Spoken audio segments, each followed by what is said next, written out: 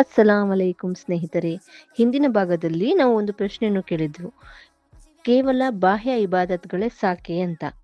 ಖುರಾನ್ ನಮಗೆ ಒಂದು ಮಹತ್ವದ ವಿಷಯವನ್ನು ತಿಳಿಸುತ್ತದೆ. ಖಯಾಮತ್ನ ದಿನ ಹಣ ಸಹಾಯ ಮಾಡುವುದಿಲ್ಲ. ಅಂದ್ರೆ ನಮ್ಮ ಫ್ಯಾಮಿಲಿಯೂ ಕೂಡ ಸಹಾಯ ಮಾಡೋದಿಲ್ಲ. ಅಲ್ಲಾಹನ ಮುಂದೆ ಶುದ್ಧ ಹೃದಯ ಕಲ್ಬೆ ಸಲೀಂ ತೆಗೆದುಕೊಂಡು ಬರುವವನು ಮಾತ್ರ ಯಶಸ್ವಿಯಾಗುತ್ತಾರೆ. ಹಾಗಾದ್ರೆ ಕಲ್ಬೆ ಸಲೀಂ ಅಂದ್ರೆ ಏನು? ಅದು ಅಲ್ಲಾಹನ ಸ್ಮರಣೆಯಿಂದ ಜೀವಂತವಾಗಿರುವ ಹೃದಯ. ಅಹಂಕಾರ, ದ್ವೇಷ ಮತ್ತು ಲೋಕದ ಅತಿಯಾದ ಪ್ರೀತಿಯಿಂದ ಶುದ್ಧವಾಗಿರುವ ಹೃದಯ.